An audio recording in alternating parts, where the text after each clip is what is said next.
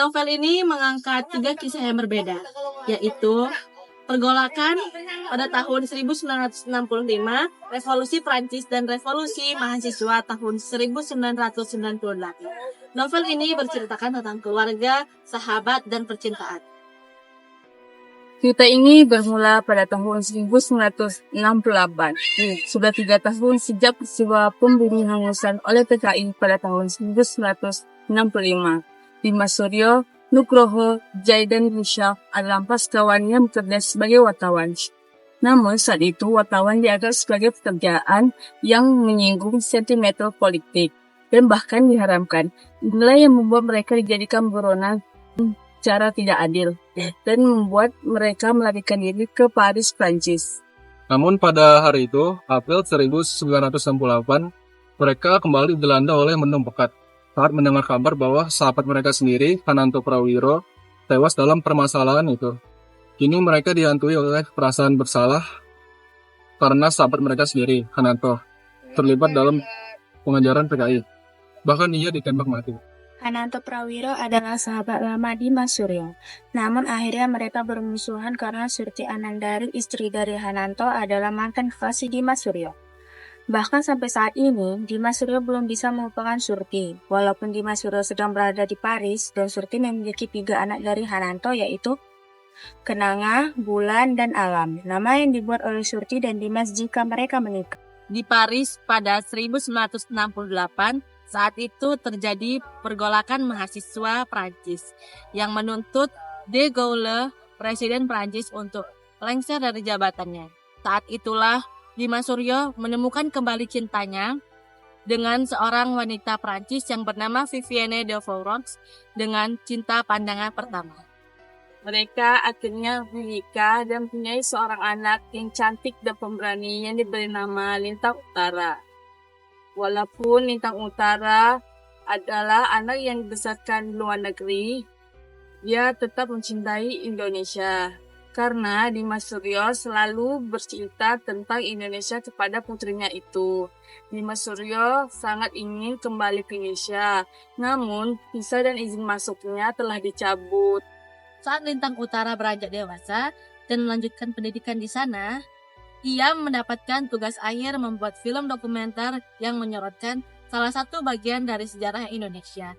Inilah yang akan mengantarkannya kembali ke Indonesia. Saat Lintang Utara berpacaran dengan seorang pemuda blasteran Indonesia Prancis, dia bukanlah anak ekstrem politik. Saat ini hubungannya dengan ayahnya merenggang. Dan saat Dimas Suryo sedang sakit, dia tidak mengganggu ayahnya itu. Lintang Utara kemudian masuk ke Indonesia untuk mengintipkan target tentang peristiwa G30 SPKI. Namun tidak mudah baginya untuk masuk ke Indonesia karena dia adalah anak eksil politik. Untungnya Naraya, kekasih Lintang, memiliki koneksi dengan KBRI sehingga ia mendapatkan kembali visa ke Indonesia. Lintang Utara tiba di Indonesia saat terjadinya kerusuhan kemahasiswaan tahun 1998 yang menyebabkan turunnya Soeharto dari kursi kepresidenan. Dimas Suryo akhirnya bisa masuk ke Indonesia selama 32 tahun di Perancis, dan ia akhirnya bisa bertemu dengan putrinya Lintang Utara. Namun di saat ibunya, Lintang Utara lebih memilih Jibaduku dengan film dengan karakteristiknya. Akhir dari kisah ini adalah Dimas Suryo akhirnya ditembak dan berada dalam kurungan keranda disertai tangisan anak dan istrinya. Begitulah akhir dari perjuangan 32 tahun Dimas Suryo di negeri orang lain. Kini Lintang Utara lah yang akan melanjutkan perjuangan dan perjalanan ayah dan menitipkan separuh jiwanya di Indonesia. Ia mengatakan bahwa ia akan memperjuangkan kebenaran dan keadilan di negara yang dicintai oleh ayah.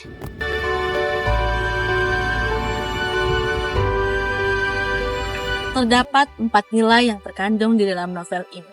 Yang pertama, nilai agama, yaitu ketika Muhammad Amir, sahabat dari Dimas Suryo, mengingatkan Dimas Suryo untuk beribadah, bersujud, dan berdoa kepada Allah setelah mengetahui peristiwa yang menimpa Dimas Suryo.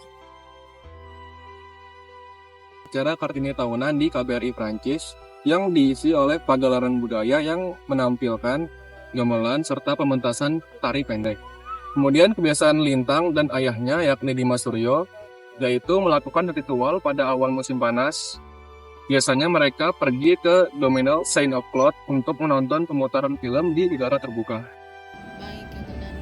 Hubungan antara sahabat Dimas Suryo, Nugroho, Jay dan Rishabh yang diasingkan oleh negara namun tetap terus berjuang bersama ketika harus sama-sama mengadu nasib di negara yang tak pernah mereka sangka menjadi tempat tinggal mereka di sisa hidup mereka.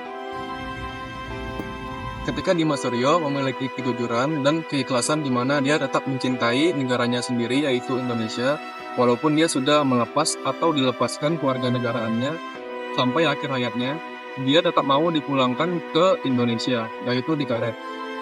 Ketika Dimas Suryo tidak termakan egonya sendiri dan bisa menerima kekurangan dan kelebihannya sendiri, dan juga kelebihan teman-teman karetnya saat mereka sedang membangun restoran tanah air. Terima kasih kepada Pak Anca dan teman-teman yang sudah menyaksikan video kami.